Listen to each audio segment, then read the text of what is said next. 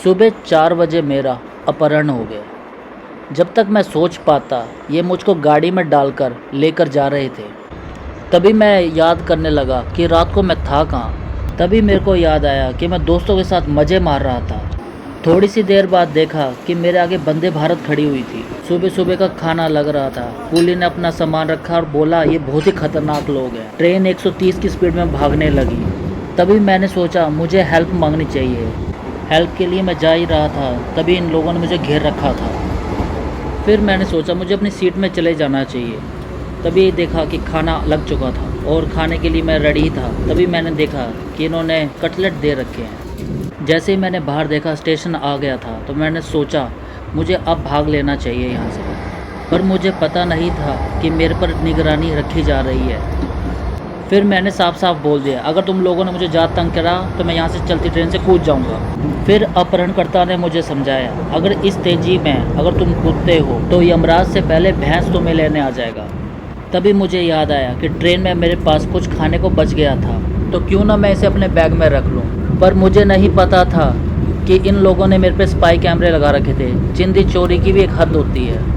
इस हरकत के बाद इन लोगों ने मुझे बहुत कूटा, मेरी दोनों टांगें टेढ़ी कर दी। ट्रेन में मेरे से सीधा चला ही नहीं जा रहा था। तभी देखा सुबह भी हो गई है और अब मुझे निकलना चाहिए, बट मेरे साथ बहुत कुछ हो चुका था। फिर इन्होंने मेरा दर्द सुना और इन्होंने मेरे को फिर फ्रूटी पिलाई। फ्रूटी पिलाने के बाद ये शख्स मुझसे कहता है मैं तुम्हें 2 फ्रूटी दूंगा अगर तुम चुपचाप से बैठे रहे तो। और चुप नहीं रहे और अपनी हरकतों को कंट्रोल नहीं किया तो ये शख्स मुझको अपने हाथ से डराने लगा। इन लोगों की धमकी से मुझे घबराहट होने लगी और तभी मैं संडास करने पहुंच गया।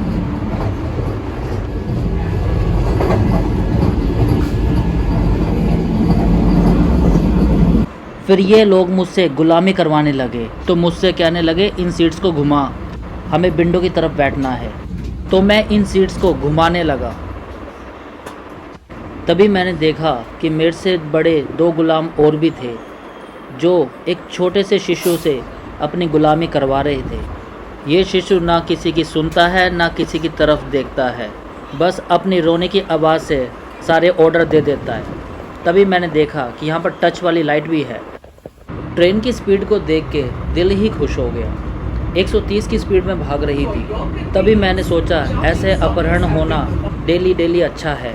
ऐसे मैं चाहता हूँ कि हर रोज़ मुझे कोई ना कोई अपहरण करे और ऐसी ही ट्रेनों में घुमाए। फिर ये शख्स अपने बच्चे को एंटरटेन करने लगा। तभी मैं सोच रहा था कि इतना सुंदर नज़ारा ये दोबारा देखने को नहीं मिलेगा, क्यों ना मैं इसके वीडियो जूम करके बनाऊं। ये पंजाब से हम होते हुए जा रहे थे। तभी मैंने सोचा अब आखिरी डेस्टिनेशन आ ही गई है और अब हमारा उतरने का टाइम भी आ गया है। और मैं मोदी जी का वेट करने लगा कि वो स्क्रीन पर आएंगे और कहेंगे बहुत यात्रा हो गई, अब तेज़ी से घर निकलो। उम्मीद करता हूँ आपको ये वीडियो पसंद आई होगी। अगर पसंद आई है तो लाइक शेयर कमेंट ज़रूर करें। Thanks to Narendra Modi ji for making Vande Bharat. धन्यवाद।